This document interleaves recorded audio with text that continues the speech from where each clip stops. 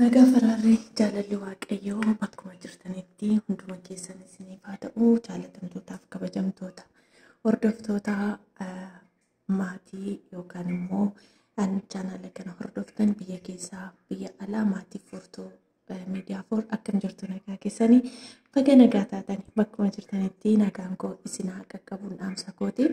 Har'a immoo yaada gabaabduu tokko isiniif qabadhee dhufeen jira.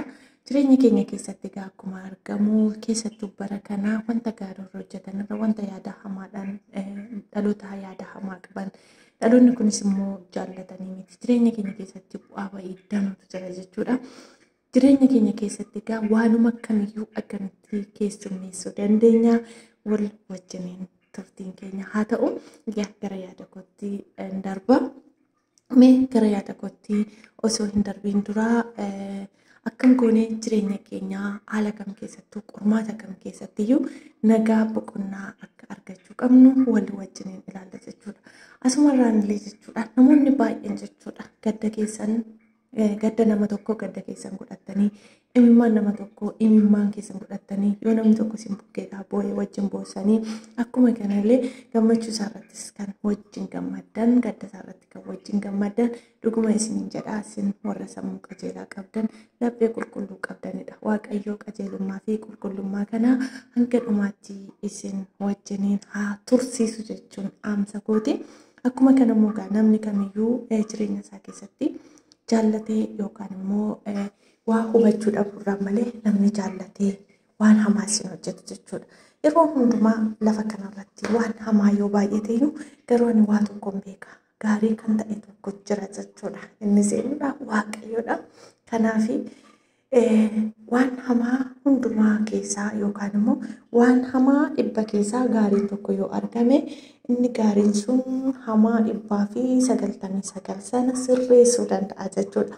Haa ta'uyyuu malee namoonni baay'een yeroo baay'ee haala tokko irratti yaada isaanii biizii godhanii yookaan yaada isaanii qabamaadhaan jireenya isaanii jeeqanii duubatti yeroo deebi'an namoota baay'ee ni argina jechuudha. Haa ta'uyyuu malee maal jedha seetanii macaafa qulqulluu keessaa iddoo tokko nan dubbisa. Innis ergaa gara warra Filiippiyoositti barreeffamedha. Boqonnaa 4:4 irra yeroo hundumaa gooftaatti gammadaa ammas irra deebi'ee nan jedhaa gammadaa.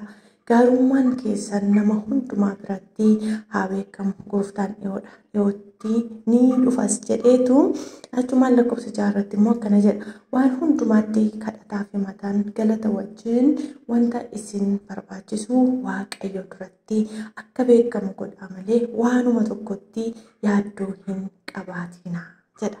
Galanni guddaa Waaqayyoodhaaf haa ta'u. Gadi bu'ee lakkoofsa 7 irra nagaan Waaqayyoo inni hundumaa inni hubannaa nama hundumaa irra caalus karaa Kiristoos Yesuus gara keessanii fi yaada keessan ni eega. Nagaan Waaqayyoo inni hubannaa nama hundumaa irra caalus karaa Kiristoos Yesuus gara keessanii fi yaada keessan ni eega. Galanni guddaa Waaqayyoof haa ta'u. Gara oliitti yeroo hundumaa gammadaa jedhe. Waa tokko yaadadhanii kutaa kana dubbisu yeroo hundaa yookaan immoo sagalee kana yeroo keessa koo deddeebi'u xiqqoo ishee waggaansaa tureera. Barumsa kutaa wangeelaa keessaa barachaa yeroo ture tokkotti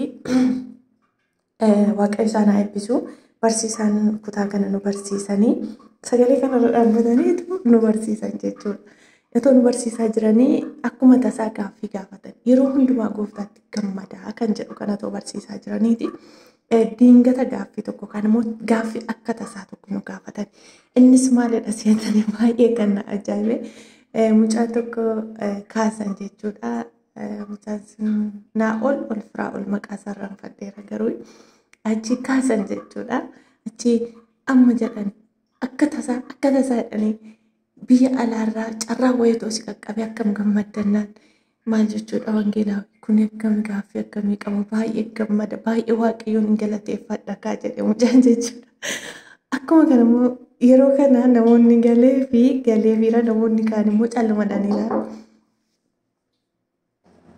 Achuma namoonni galee fiira inni kaan immoo calluma jedhe ilaalaa ture jechuudha. Isaan booda baay'een gammadaa jedhe ammas muurra deebi'anii gaaffii naassaa tokko gaafatan.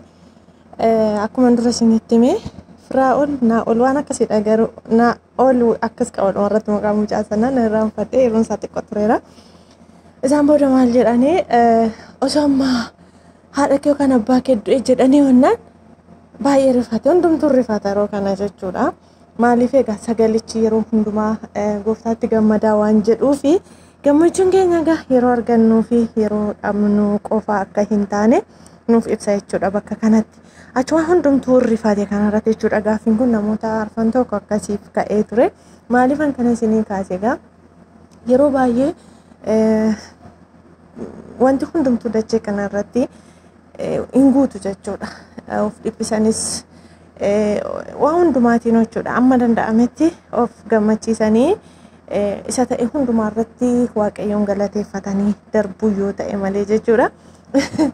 Isaan booda akka kanatti osoo jirru egaa hundumtuu deebii mataa isaa kenne. Kanaaf gadi fageenyaan barumsa kan gaafannu kennanii sagalee waaqayyoo garuu hundumaa gooftaatti gammadaa kan jedhu sagalicha keessatti jireenya keenya irratti bu'aa ba'ii kamiyyuu yoo jiraate wanti kamiyyuu jechuudha. Wanti nu miidhu, wanti nu gammachiisu, wanti nuuf ta'u, wanti nuuf hin taane, wanti kamiyyuu uumama keenya irratti wanti raawwatu hundi gaariin nu ta'e tokkos hamaan nurratti ta'e tokko immoo waaqayyo nu barsiisuudhaaf malee achiin nu balleessuudhaaf akka hin taane yookaan immoo keessatti nu ilaaluudhaaf nu madaaluudhaaf hammam cimnee dhaabbannaa hammam nuti cimoota jabdoota akka taane nu ilaaluudhaaf malee waaqayyo eenyumaa nu balleessuudhaaf hin qoru jechuudha.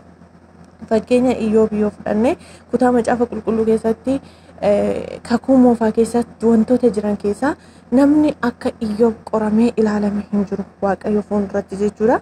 Qoramuun isaa sun garuu maal ta'e booda irratti ulfina caalu miidhagina simboo kan dura qabu caalaa jireenya dura qabu caalaa jiraate jechuudha. Maaliifan kana kaasa osoo qormaata sana keessatti nama baay'ee gungume ta'ee wantoota baay'eetu sarara ga'e garuu immoo maal godhe waaqayyo isa ilaaluudhaaf malee isa balleessuudhaaf hin turre. Hammam akka inni isaaf jiraatu hammam inni isaaf bakka qabu ilaaluudhaaf jechuudha. Kanaaf egaa kutaan kunis yeroo hundumaa gooftaatti gammadaa ammas irra deebi'een jedha nan jedha gammadaa kan jedhuufi yeroo wanti gaariin nuuf ta'u qofa miti. Yeroo namoonni naannoo keenya baay'atanii jiraatan miti. Yeroo jireenyi keenya powerful wanti hundumtuu guutuu nuuf ta'e humnaan guutuu ta'e osoo hin taane dhabuu keessattis qowwummaa keessattis haala hundumaa keessatti waaqayyoon galateeffachuu fi waaqayyotti gammadanii jiraachuuf sagalee kanarraati ni hubanna jechuudha. Gadi siqee egaa akkuma jedhu lakkoofsa jaarraa kaasee isiniifanii dubbisa. Waan hundumaatti kadhataa fi himatan galata wajjin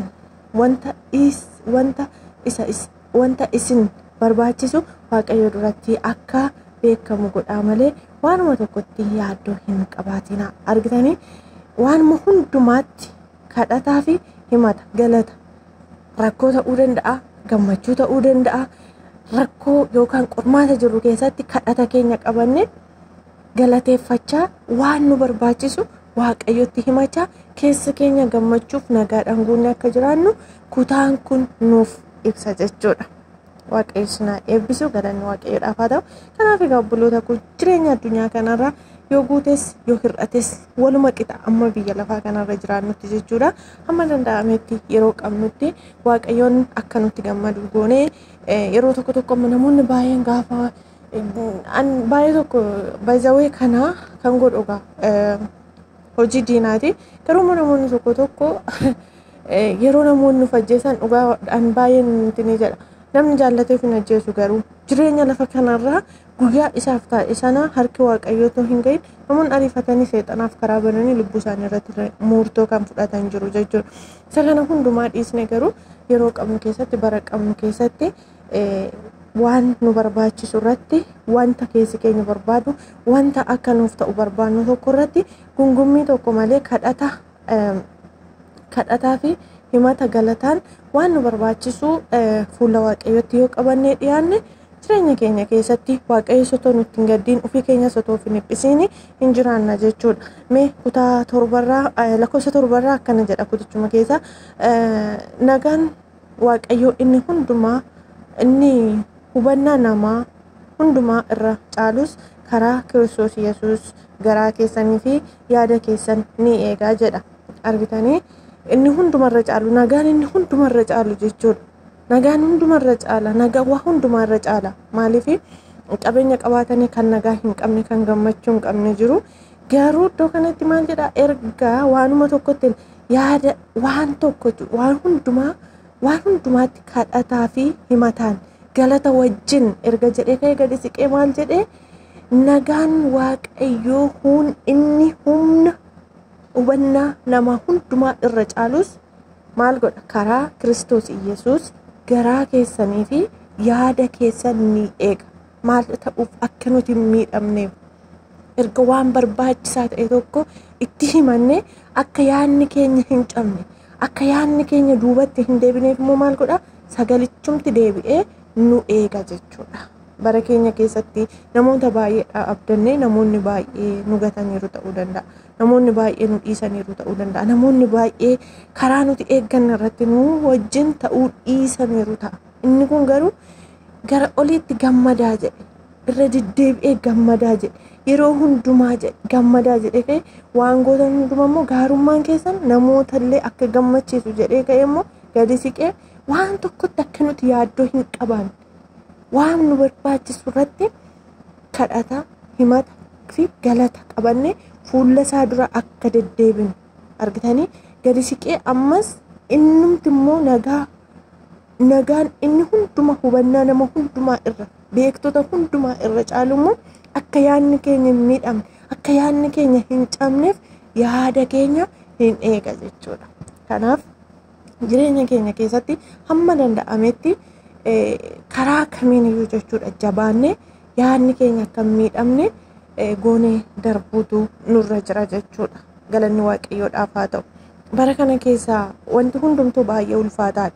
Garuu haa ta'u malee keessumattuu lafa kanarratti namoonni baay'ee isinitti haala gaariidhaan karaa waaqayyoon gammachiisu deemaa jirtanii karaa waaqayyootti tolu deemaa jirtanii garuu jireenyi keessan immoo akka sana ta'uu kan dhiise baay'een jiraachuu dandeessu. Haa ta'u iyyuu malee yeroo hundumaa gooftichuma yoo eeggatte waaqayyo lafa kanarratti jireenyi nuti jiraannu bara kana soma argitanidha. Baay'eetu ba'ee galuu dadhabaa jira.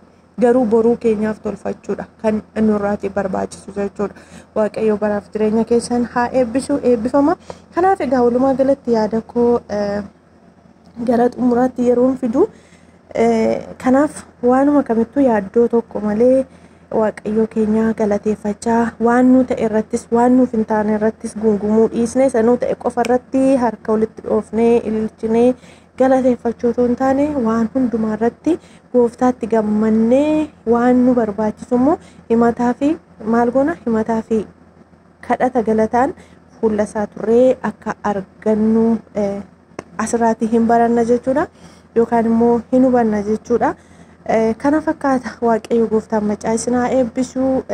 Yaadni kun waan baay'ee keessa koo deddeebi'aa jiruu fi wanta keessa koo deddeebi'e kana dhaloota biraan ga'uun akka qabu keessa koo waan deddeebi'eefan yaada kana isiniif qabee dhufe waaqayyo gooftaan macaa isin haa eebbisu. Yeroo biraa mata duree biraan kanuma irratti yeroo walitti deebinu ta'a. Waaqayyo lafa jirtanitti nagaa isan dhumne gammachuu isan dhumne isiniif haa baay'isu. Turtii gaarii.